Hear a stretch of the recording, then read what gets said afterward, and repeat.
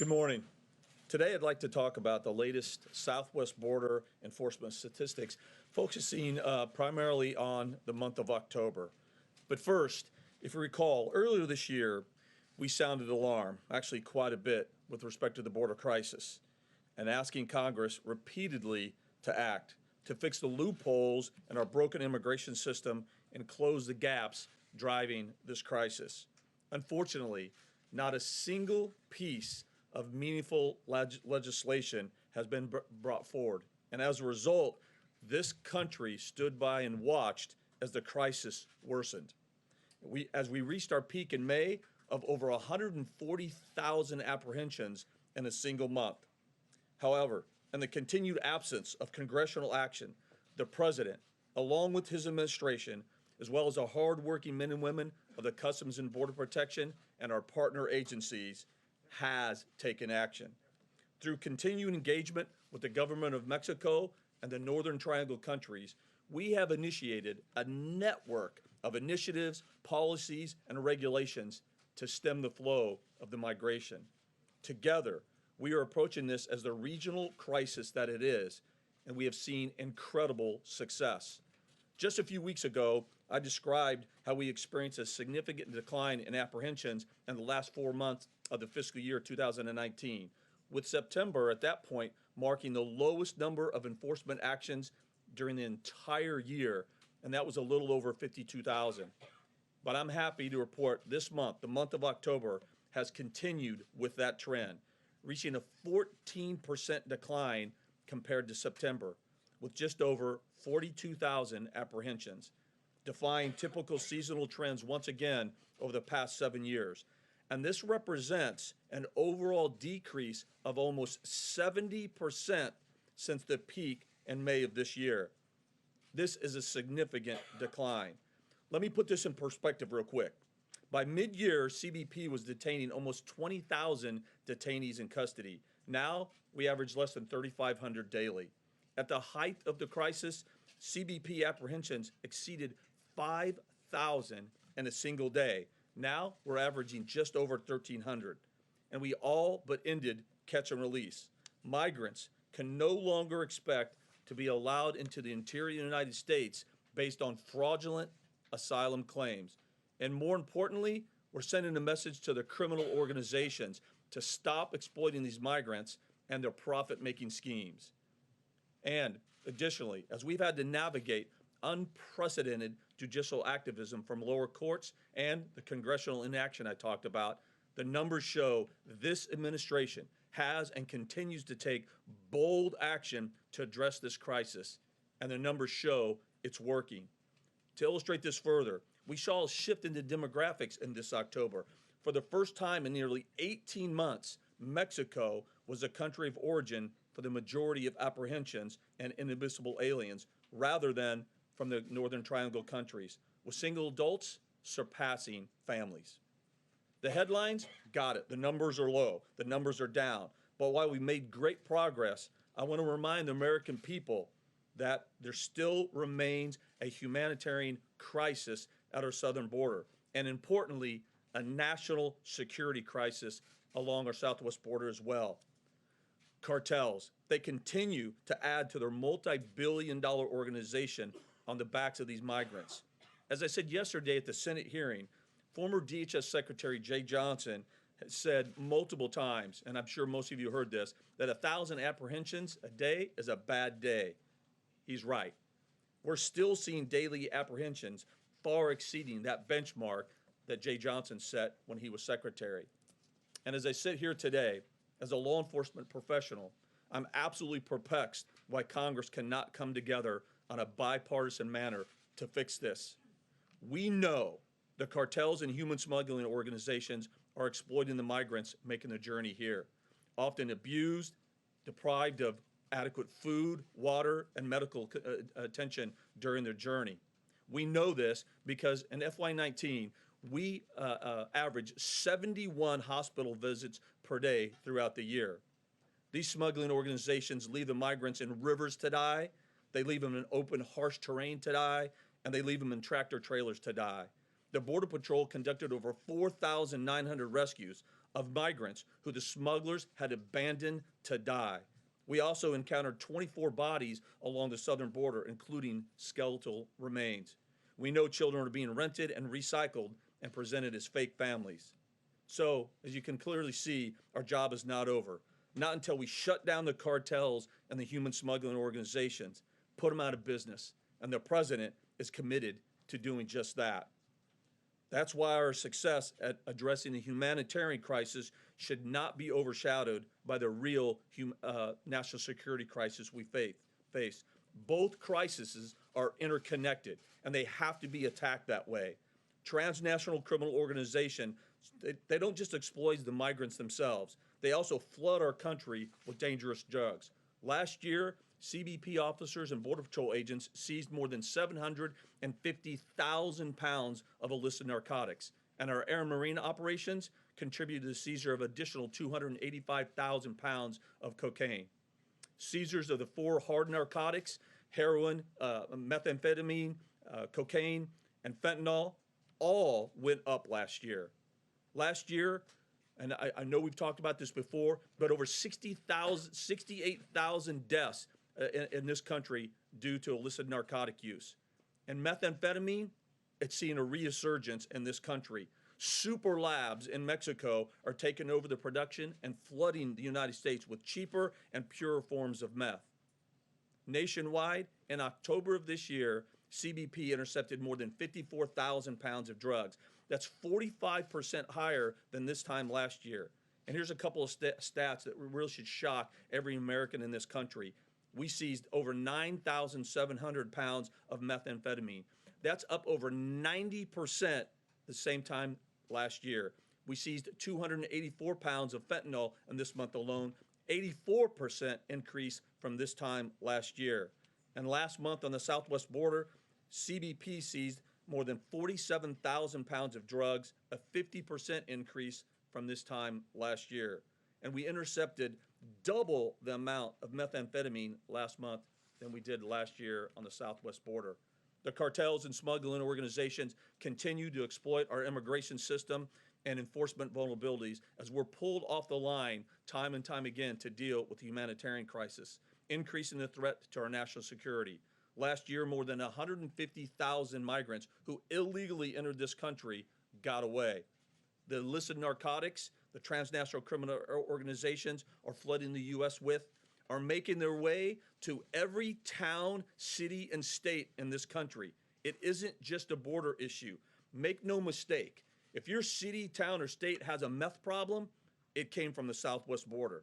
So when we talk about the importance of the resources we need, including the wall and the 76 miles of new wall system that's been built, or the more than 450 new miles of wall we anticipate have constructed by the end of 2020, it's about increasing the CBP's operational capacity to address both the humanitarian and national security crisis we face at the southwest border, improving our ability to safeguard the United States, uphold the rule of law, and maintain the integrity of the system, and put the cartels out of business. That's our goal. That's this president's goal, and we're getting there. With that, I'll take some questions. Griff? Is cartels your main focus, and is the administration given any consideration in the wake of the slaughter of the Mormon family to labeling the cartels a terrorist organization? So what I'll say, Griff, is we are absolutely collectively from the USG having those discussions on what else can we do to absolutely go out and target the cartels, to disrupt them and do as best we can to dismantle them. We still have a ways to go. I think what happened a couple weeks ago with the U.S. citizens being killed, specifically the children, it showed that the cartels are alive and well. It shows that they have the ability to adapt their, we call them the TTPs, right? Their techniques, tactics, and procedures to continue to thrive. They're continuing to war with each other for control over the plaza and the smuggling routes. And why? Because it's so profitable. The numbers I just gave out with respect to the number of drugs we seized, think about that. That's just what we seized. It's hard to even fathom the amount of drugs they're still pouring through and getting into our country. Again, 68,000 deaths that occurred last year. So we're having discussions on what we can do from a United States government approach to absolutely go after and target these cartels. Yes, sir. Yes, sir. Do you have any update on how many people have been sent back as part of MPP? And do you have any concerns about reports we're hearing from the Mexican side about that once people are returned, they're vulnerable to kidnapping and extortion and other violent crimes? So right now, about 50,000 individuals are over there at MPP. Let me start with a couple of facts, and then I'll address the anecdotal information on the violence. So with respect to facts, so I said in my opening, so in the peak of May, we had about 20,000 individuals in our custody. Right now, we have about 3,500. We had, on a given day, over 5,000 apprehensions a single day. Now we're a little over 1,300. At the peak of May, we had 2,700 children in our custody. Now we average about 100. So make no mistake, these initiatives, including MPP, have absolutely been a game changer and has been a significant part in our facilities now not being overcrowded with 20,000 individuals, with the apprehension numbers going down. So from a law enforcement perspective, as the acting commissioner of CBP, MPP has absolutely been successful. Now, to address the question on the anecdotal stuff we're hearing about violence. So the Department of State, CBP was part of that. We just went down there last week. Actually, I think it's been a week and a half ago. And we were there with IOM, the International Organization on Migration. We were there with immigration advocate organizations, faith-based organizations. The Department of State led this, and we also were there with the government of Mexico personnel. And they visited several shelters. And two of the shelters, the main shelters they visited, one was operated by a faith-based organization and the other by the government of Mexico. Both of those shelters were found to have persistent law enforcement present, adequate medical attention, adequate food, and the safety was okay. IOM, which also is providing services for those migrants who are no longer wanting to wait in Mexico, free of charge, providing them services to return them to their country free of charge. During that process, it's a very methodical, structured process. IOM actually interviews those individuals. And what IOM told our personnel in that visit is that they're not hearing any complaints of people fearing for their lives when they're in, or their safety when they're in that shelter environment. And keep in mind also, at any given time, if anybody in the MPP process is waiting in Mexico fears for their safety and concern, all they have to do is go to a U.S. port of entry and claim that, and they will be allowed to go through that process. Lastly, what we are hearing is that, unfortunately, some of the individuals in the MPP program are actually going outside the shelter environment. They're re-engaging with the cartels because they're tired of waiting, and that's what we're hearing is when some of that further abuse and exploitation has happened. We're seeing actually a 9% recidivism rate of those individuals that are in MPP are actually re-engaging the cartels to illegally enter the United States. So, yes, sir. Mr. Morgan, you are, of course, the acting CBP Commissioner. There are a number of senior officials at DHS that have acting in their title. Are there any senior officials at DHS who've actually been confirmed by the Senate? So, I tell you what, I don't get up, and that's of no concern for me. When I get up every day, the fact that I have acting in front of my title is irrelevant. It's irrelevant to what I do, why I do it, and how I do it, or how successful or not successful I am. So when I get up every single day, I'm accomplishing the mission. I'm trying to do the best I can to get the resources for the men and women of CBP and support who my bosses are, regardless of whether they have acting in front of them or not. So from my seat, it's not relevant. Are there any senior officials at DHS who've been confirmed by the Senate, to your knowledge? So I'd have to go through that, but yeah, there are a couple. Yeah. Is that problematic in terms of carrying out your mission? No, I just said it's not. Again, there's not been a single day that I'm here that the acting in front of my name has prohibited me from carrying out my job and trying to get the resources for the men and women of CBP to do their job. So, thank you. Yes, sir. For your position, Mr. Morgan, would you like to be nominated for your position? Would you like to be nominated for your position? Here's what I'll say is, I'm here to serve the President of the United States in whatever capacity he thinks I can best serve. And so if he thinks I can best serve his vision and this administration vision in the acting capacity, that's what I'll do. If he thinks I can best serve it in another capacity, I'll do that as well. Yep. Yes, sir. Following up on John's question, a recent report obtained by courts showed that arrests of CBP officers and agents are at a 5-year high, and that CBP officers and agents are arrested at a much higher rate than other law enforcement agencies. Do you think that the lack of stable Senate-confirmed leadership has had any effect on the officers, and has anything to do with it? And why do you think that your officers are being arrested more often than other law enforcement agencies? So I'll have to get some more fidelity on that. So that's not my understanding that the arrests have actually increased. The high rate actually, my understanding, they've actually decreased a little bit. But regardless, is one arrest.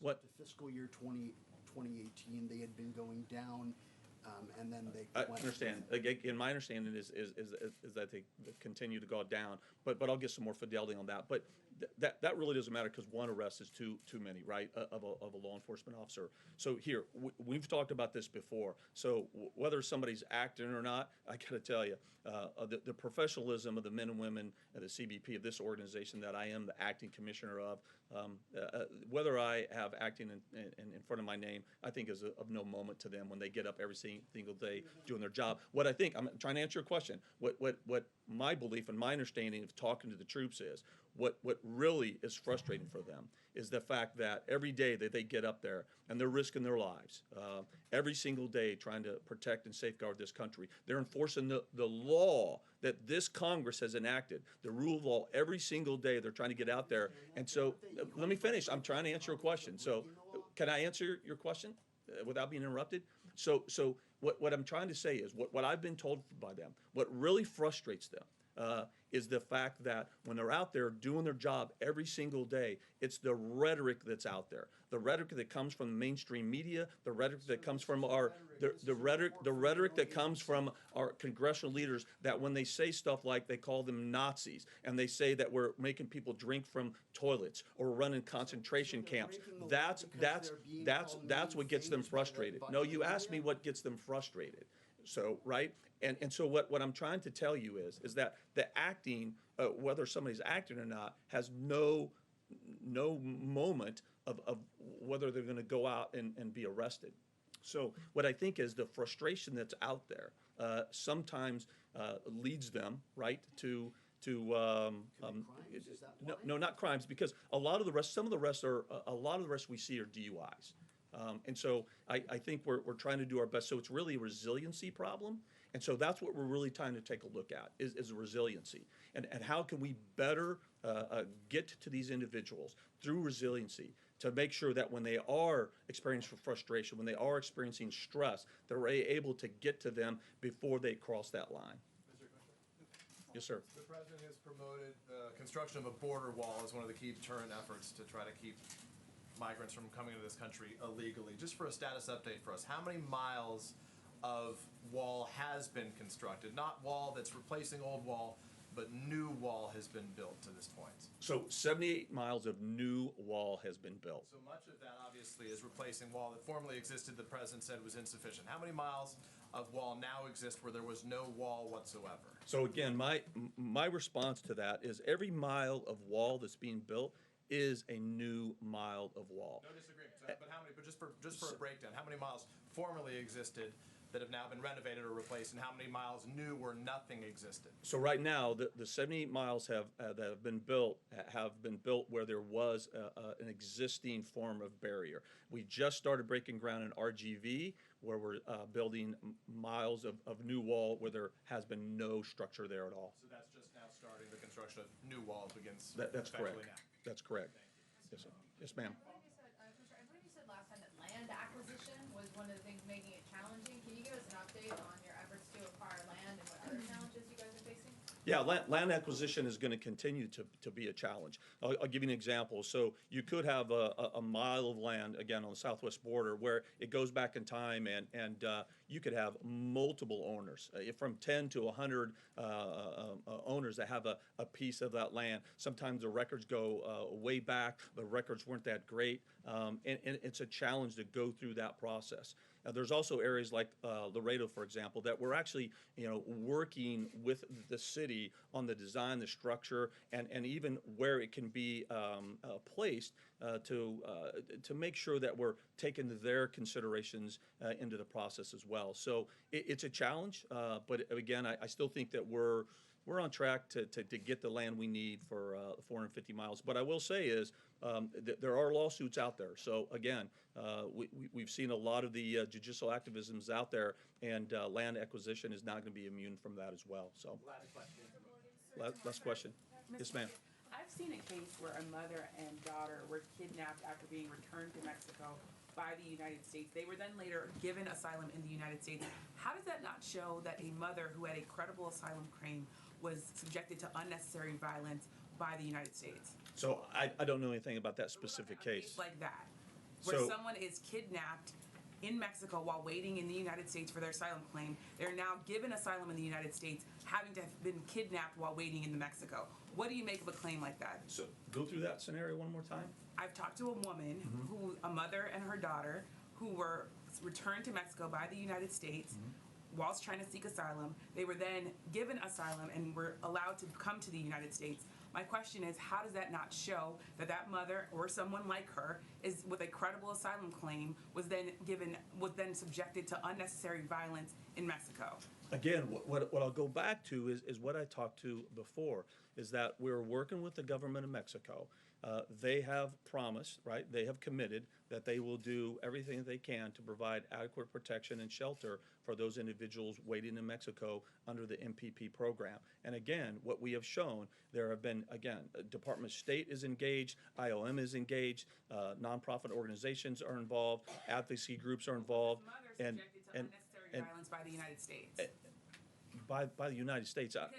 Because the country returned her to Mexico. Yeah, so And she was I'm kidnapped trying. while waiting in Mexico.